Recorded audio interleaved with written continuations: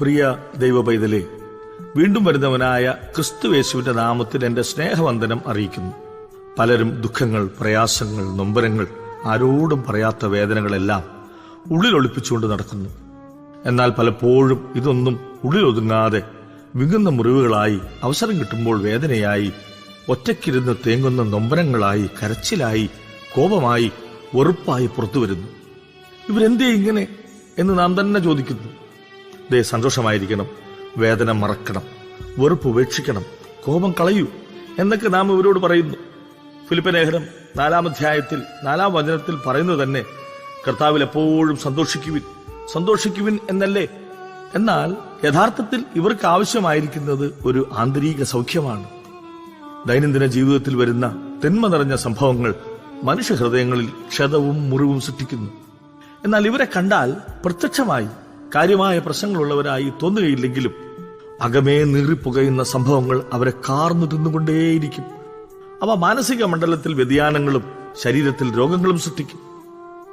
ഇത്തരത്തിലുള്ള മനുഷ്യ മനസ്സുകൾക്ക് സംഭവിക്കുന്ന മുറിവുകളെ സൗഖ്യമാക്കാൻ യേശുക്രിസ്തു പ്രാപ്തനാണ്. ക്രിസ്തുവിനെ അതിന് കഴിയും. സങ്കീർത്തനം 147-ാം അധ്യായം 3-ാം തിരുവചനത്തിൽ ഇങ്ങനെ പറയുന്നു: മനം തകർന്നവരെ അവൻ സൗഖ്യമാക്കുകയും അവരുടെ മുറിവുകളെ കെട്ടുകയും ചെയ്യുന്നു. പഴുത്ത് വ്രണമായി ദുർഗന്ധം വമിക്കുന്ന, ചോരയൊലിക്കുന്ന, മുറിവേറ്റു തകർന്ന ഹൃദയങ്ങളെ സൗഖ്യമാക്കി യേശുവിന്റെ തിരക്തത്താൽ കഴുകി, യേശുവിന്റെ പങ്കിടുന്ന, വിഭജിക്കുന്ന, മരിക്കുന്ന സ്നേഹത്താൽ നിറയ്ക്കുന്ന അതിശ്രേഷ്ഠമായ ശുശ്രൂഷയിലേക്ക് നാനാജാതി മതസ്ഥരായ വർണ്ണവർഗ വിവേചനമില്ലാതെ എല്ലാ ദൈവമക്കളെയും മാനവരാശിയുടെ നിത്യരക്ഷയ്ക്കായി കാൽവരിക്കുരിശിൽ ജീവൻ സമർപ്പിച്ച ക്രിസ്തുയേശുവിന്റെ നാമത്തിൽ ഈ ആന്തരിക സൗഖ്യധാനത്തിലേക്ക് സ്വാഗതം ചെയ്യുന്നു. ഹൃദയം തകർന്നൊരു നാൾ യേശുവേ നിന്നെ വിളിച്ചു, കരുത്തേകും നിൻ കരമെൻ തോളിൽ പതിച്ചു, ദുഃഖം മറഞ്ഞു എൻ മിഴികൾ നിറഞ്ഞൊഴുകി.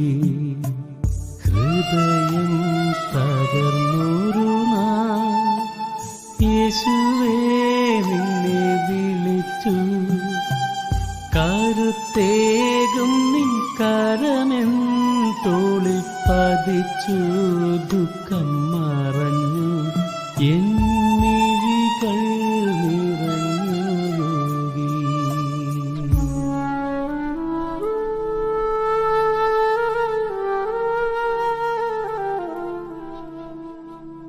God bless you.